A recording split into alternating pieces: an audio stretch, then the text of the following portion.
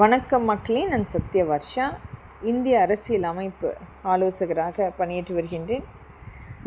நம்முடைய கடந்த 5 வருடத்தினுடைய முதலமைச்சர் முத்துவேல் கருணாநிதி ஸ்டாலின் அவருடைய துறை சார்ந்து பேசிக்கொண்டிருக்கின்றோம்.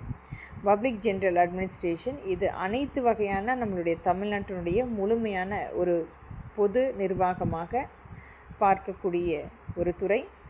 இந்த துறையில் ஒவ்வொரு இடத்துலையுமே ஒவ்வொரு தனித்தனியாக நாம் பேசினாலும் அனைத்திலுமே முழுமையாக எந்த ஒரு பங்கீடும் கொண்டு வராமல் ஒரு இன்ஆக்டிவாக ஒவ்வொரு மக்களுக்குமே கிடைத்தது நிராகரிப்பு மட்டுமே. இவர்களுடைய அந்த மக்களுக்குரிய நலத்திட்டங்களை கொண்டு வராமல் இவர்களுடைய விளம்பரத்தை மட்டுமே மிகப்பெரிய அளவில் எடுத்து சென்றது. அதற்குரிய அனைவருக்குமே தெரியும். ஒவ்வொரு விளம்பரங்களாக தினமும் கொண்டு வந்து மக்களிடத்தில் விளம்பரப்படுத்தி மட்டுமே இந்த துறைக்கான ஒரு மிகப்பெரிய அங்கீகாரம்.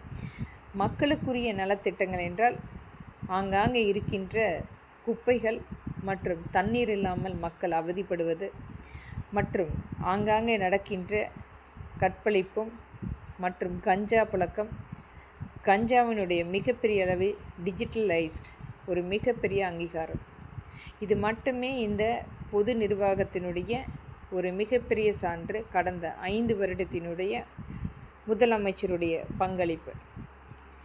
இன்னும் எந்தெந்த இடத்தில் என்னென்ன சொத்துக்கள், என்னென்ன தொழிற்சாலைகள், எவ்வளவு லாபம் கிடைக்கிறது, அதை வைத்து எவ்வளவு கட்ட பஞ்சாயத்து செய்து அந்த மக்களிடத்திலிருந்து கொண்டு வர முடியும் என்பதற்குரிய மிக முக்கியமாக இவர்கள் செய்த ஒரு மாவட்ட ரீதியாக ஒரு வளமான பகுதிகளை விவசாயம் சார்ந்து மற்றும் தொழிற்சாலை சார்ந்து இருக்கின்ற மற்றும் அங்குள்ள தரிசு நிலங்கள் இதை எப்படி கைப்பற்றுவது, அந்த மக்களுடைய ஆவணங்கள் எப்படி பறிப்பது, அவர்களுடைய அந்த கடன் எவ்வளவு இருக்கிறது, அந்த குடும்பம் சார்ந்த என்னென்ன பிரச்சனைகள் இருப்பது அனைத்துமே மிகப்பெரிய அளவில் ஆராய்ந்து அதை கைப்பற்றுவது மட்டுமே இந்த ஜெனரல் அட்மினிஸ்ட்ரேஷன் பொது நிர்வாகத்துறை மிகப்பெரிய பங்களிப்பு. கடந்த 5 வருடத்தினுடைய மிகப்பெரிய சாதனை.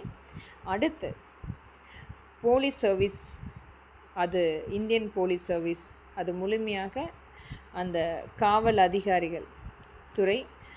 இன்றைக்கு எத்தனை முறை நம்முடைய தமிழ்நாட்டில் காவல்துறை ரோந்து பணிக்கு ஒவ்வொரு முறையும் மக்களுடைய பகுதியில் வந்து செல்கிறார்கள் என்பது மிக முக்கியம். ஆனால் கடந்த 5 ஆண்டில் எந்த ஒரு காவல்துறையுமே மக்களுடைய இடத்துக்கு வந்து செல்லாமல் நிராகரிப்பு மட்டுமே நமக்கு கிடைத்தது.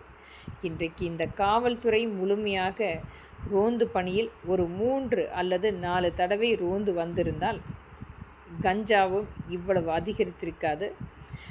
கற்பழிப்பு வழக்கால் அந்த குழந்தைகள், பெண்கள் பாதிப்பு இல்லாமல் ஒரு முழுமையான பாதுகாப்பு நிர்ணயம் செய்திருக்க முடியும்.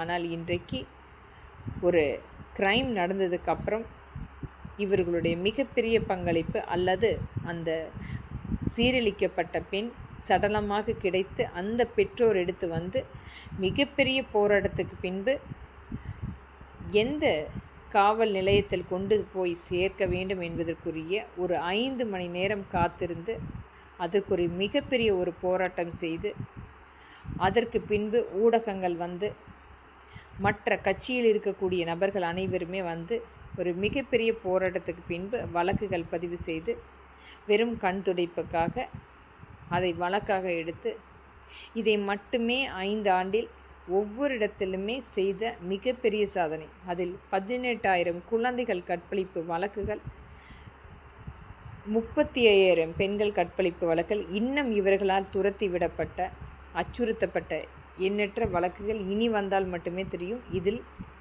ஒரு பெண்ணை கற்பழிப்பு விட்டு அந்த பெண்ணுக்கு மனநல சரியில்லை என்றும் ஒரு மிகப்பெரிய அளவில் அந்த குடும்பத்துக்கு ஈடுகட்டக்கூடிய பணத்தை கொடுத்து அந்த பெண்ணை இழிவுபடுத்தக்கூடிய, அச்சுறுத்தக்கூடிய திராவிட முன்னேற்றக் கழகம் கடந்த 5 வருடத்தில் நமக்கு கொடுத்த ஒரு மிகப்பெரிய சாதனை. இந்த காவல்துறை இன்றைக்கு முழுமையாக திராவிட முன்னேற்றக் கழகத்தினுடைய கொத்தடிமையாக வாழ்ந்து கொண்டிருக்கின்றார்கள். வனம் சார்ந்த பகுதிகள் கஞ்சா மட்டுமே வளர்ப்பதற்குரிய இவர்களுடைய 5 ஆண்டின்